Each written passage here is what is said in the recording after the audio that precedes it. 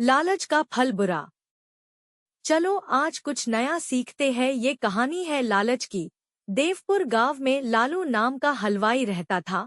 वह बहुत ही बढ़िया और स्वादिष्ट मिठाइयाँ बनाने के लिए मशहूर था। सारा गांव उसी की दुकान से बनी मिठाई खरीदता था।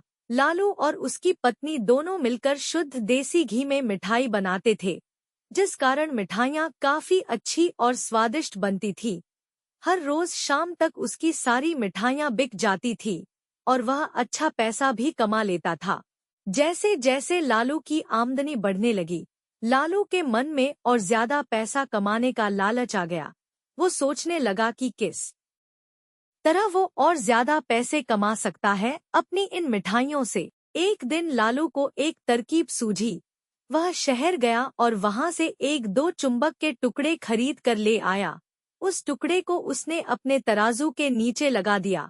इसके बाद एक नया ग्राहक आया। उसने लालू से 1 किलो जलेबी खरीदी।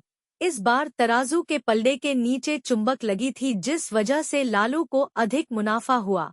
उसने अपनी इस चाल के बारे में अपनी पत्नी को भी बताया, लेकिन उसकी पत्नी को लालू की यह चालाकी अच्छी नहीं लगी।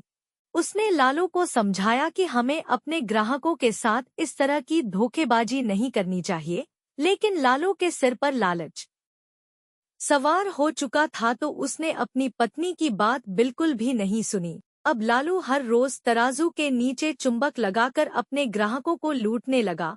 अब ऐसा करते करते लालू का मुनाफा बढ़कर कई गुना अधिक हो गया। इससे लालू को काफी खुशी हुई।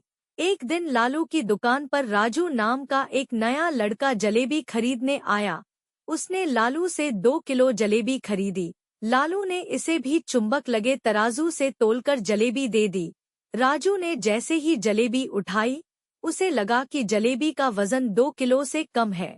राजू को शक होने लगा कि लालू ने उसको काम जलेबी दी है। उसने अपने शक को दूर करने के लिए लालू से दोबारा एक बार जलेबी को तोलने के लिए कहा। राजू की इस बात से लालू चिढ़ गया। उसने कहा, मेरे पास इतना फालतू समय नहीं है कि मैं बार बार तुम्हारी जलेबी ही तोलता रहूं। मुझे और लोगों को भी सामान देना है। इतना बोलकर उसने राजू को वहां से जाने के लिए कह दिया। लालू मिठाई वाले की बात सुनने के बाद राजू जलेबी लेकर वहां से चला गया। वह एक दूसरी दुकान पर गया और वहां बैठे मिठाई वाले से अपनी जलेबी तोलने के लिए कहा। जब दूसरे दुकानदार ने जलेबी तोली तो जलेबी सिर्फ 1.5 किलो ही निकली। अब राजू का शक यकीन में बदल गया था। उसे पता चल गया कि लालू मिठाई वाले ने तराजू में ही कुछ गड़बड़ की है।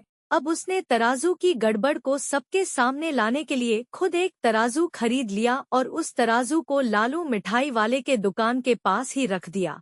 फिर राजू ने अपने सभी गांव के लोगों को वहां पर इकट्ठा किया। जैसे ही लोगों की थोड़ी भीड़ बढ़ने लगी, तो उसने गांव के लोगों को कहा कि आज मैं आप सभी लोगों को एक जादू दिखाऊंगा। आपको बस एक बार लालू मिठाई वाले से सामान खरीदना है और फिर उसको इस तराजू में तोलना है। जैसे ही आप तोलोगे तो आप लोग देखोगे कि कैसे लालू मिठाई वाले के तराजू में तोली गई मिठाइयाँ इस दूसरे तराजू में अपने आप ही कम हो जाती हैं। कुछ देर बाद एक दो लोग मिठाई लेकर राजू के पास पहुँचे, तो उसने ऐसा करके भी दिखाया। जब कुछ और लोगों ने लालू से मिठाई खरीदकर राजू के तराजू में तोली तो सबकी मिठाइयाँ 250 ग्राम से लेकर आधा किलो तक कम निकली। यह सब देखकर लोगों को काफी हैरानी हुई। अपनी दुकान के पास यह सब होता देख लालू मिठाई वाला राजू से झगड़ा करने लगा। उसने लोगों को बताया कि राजू यह सब नाटक कर रहा है। राजू अपनी बात को सही साबित करने के लिए लालू मिठाई वाले का तराजू लेकर आया और तराजू में लगा चुंबक निकालकर सबको दिखाने लगा। यह देखकर गांव वालों को बहुत गुस्सा आया।